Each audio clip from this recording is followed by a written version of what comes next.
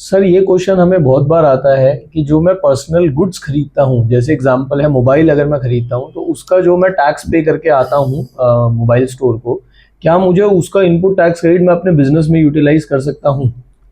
The answer है no. तो मैं आपको ये बताना चाहूँगा कि मेरे पास सेक्शन 16 में भी और section 17,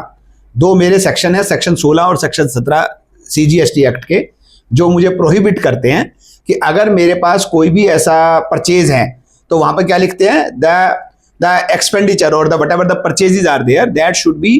used in the business, in the course of business और for the furtherance of business. तो अल्टीमेटली मैं क्या कहना चाह रहा हूं आपको कि दोनों ही सेक्शन में मुझे एक एम्बार्गो लगाया गया है कि अगर वो एक्सपेंस या वो परचेजेस जिनके ऊपर मैंने GST पे किया उनका मेरे बिजनेस से कोई पर्पज नहीं है, मतलब नहीं है, तो उस केस में उसको पर्सनल माना जाएगा और उसका क्रेडिट अवेलेबल नहीं होगा। मैं आपको एग्जांपल के लिए, जैसे आपने एग्जांपल मोबाइल का दिया, तो अगर वो मोबाइल मेरा पर्सनल पर्पस का है, तो मैं एक कंपनी में काम करता हूं, मेरा पर्सनल पर्पस का एक मोबाइल मैंने लिया, मैं उससे पर्सनल ही कॉल करता हूं, तो उस केस में उसका क्रेडिट अवेलेबल नहीं होगा। लेकिन अगर वही सेम मोबाइल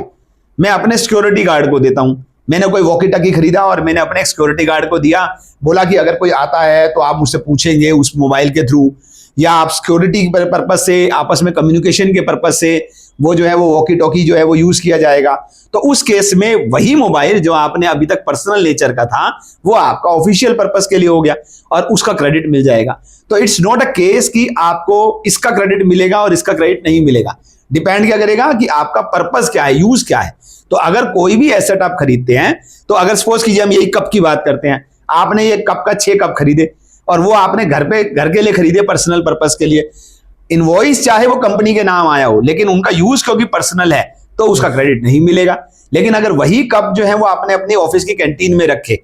जिसका ऑफिशियल पर्पस का यूज है, तो उस केस में उसका क्रेडिट जो है वो आपको मिल जाएगा। तो हमें जो भी देखना है, हमें ये देखना है कि जो भी मैं परचेज कर रहा हूं उसका यूज जो है वो बिजनेस के लिए जो है वो है या नहीं है। तो आज हो चाहे वो आपका 3 महीने बाद हो,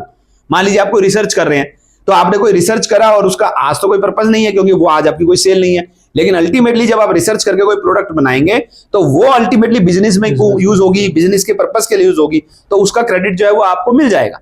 सो it's very important to see, understand कि what is the use of the so called purchase you have made. इसे यूज टेस्ट कह सकते हैं जी, कि एक असेसी को यूज टेस्ट करना चाहिए, यूजेबिलिटी टेस्ट, कि मेरा प्रोडक्ट एक्चुअली में जो सप्लाईज मैंने रिसीव करे वेदर इट इज यूज्ड, जैसा आपने कहा, in the course of furtherance of business और not. Yes, thank you sir.